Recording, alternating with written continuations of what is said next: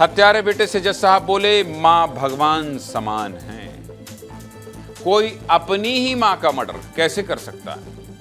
यह लाइन सुनकर शायद आप भी सोच में पड़ गए होंगे, सोच रहे होंगे ना कि कोई अपनी मां को कैसे मार सकता है। लेकिन जब ऐसा ही एक मामला कोर्ट में पहुंचा तो जज भी हैरान रह गए। और इस मामले में कोर्ट ने न सिर्फ आरोपी बेटे को फांसी की सजा दी है, बल्कि अपने आदेश में हर धर्म के पवित्र ग्रंथ का जिक्र भी किया है। पूरा मामला आपको विस्तार से बता देता हूं। मध्य प्रदेश के श्योपुर से कहानी आई। मध्य प्रदेश के श्योपुर के रहने वाले दीपक ने 8 मई 2024 को अपनी मां के गायब होने की रिपोर्ट थाने में दर्ज कराई थी। बाद में पुलिस को बेटे पर ही हत्या का शक हुआ। पुलिस ने जब बेटे दीपक से सख्ती से पूछताछ की तो पता चला कि बेटे दीपक ने ही अपनी मां की हत्या की है।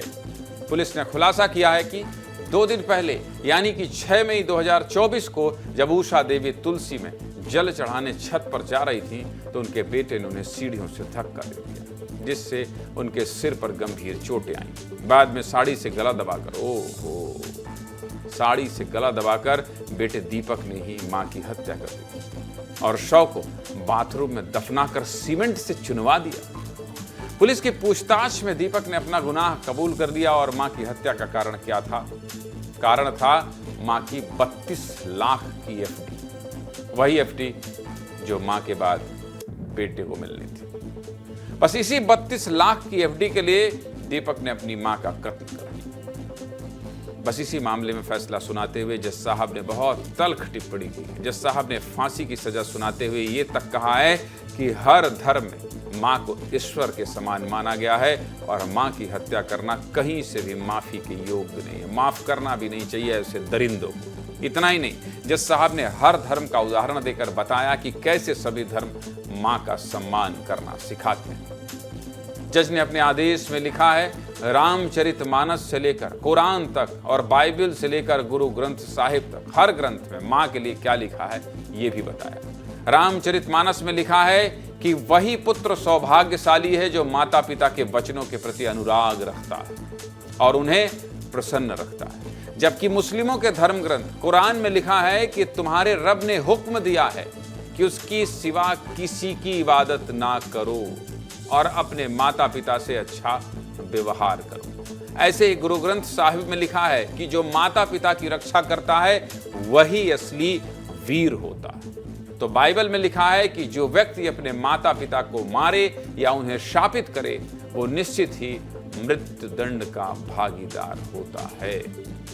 सब कुछ बता दिया। हर धर्म सिर्फ यही सिखाता है कि अगर आप भगवान की पूजा नहीं भी कर पा रहे हैं तो अपने माँ बाप की पूजा कर लीजिए, उनके चरणों में प्रणाम कर लीजिए, उनके चेहरे पर मुस्कान ले आइए। आप खुश रहेंगे, मस्त रहेंगे। बहुत कुछ समझाया है जज साहब और उद्देश्य केवल एक ही है कि फिर कोई बेटा अपनी ही मां की हत्या ना कर दे। हमने इस मामले में सभी धर्मों के धर्म गुरुओं से भी बात की। क्या कह रहे हैं सभी धर्म गुरु, सुनिए।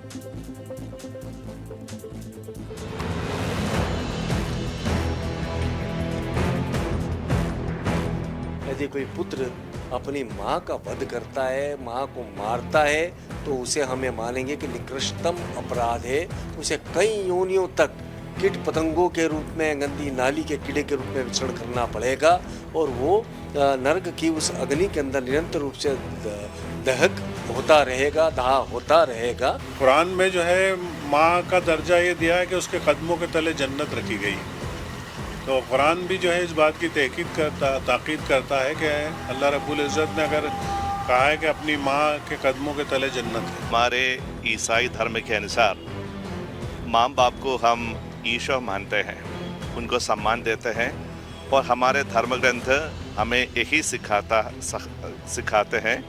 देखिए, निर्गमन ग्रंथ में 20वें अध्याय में लिखा हुआ है, अपने माता पिता का आदर करो जिसे तुम बहुत दिनों तक उस भूमि पर जीते रहो, जिससे तुम्हारा प्रभु यीशु तुम्हें प्रदान करेगा। गुरु ग्रंथ साहब में माँ के को बहुत ऊंचा दर्जा दिया गया है। माँ तो माँ ही होती है, इसलिए माँ को बहुत ऊंचा दर्जा दिया है गुरु ग्रंथ साहब जी में।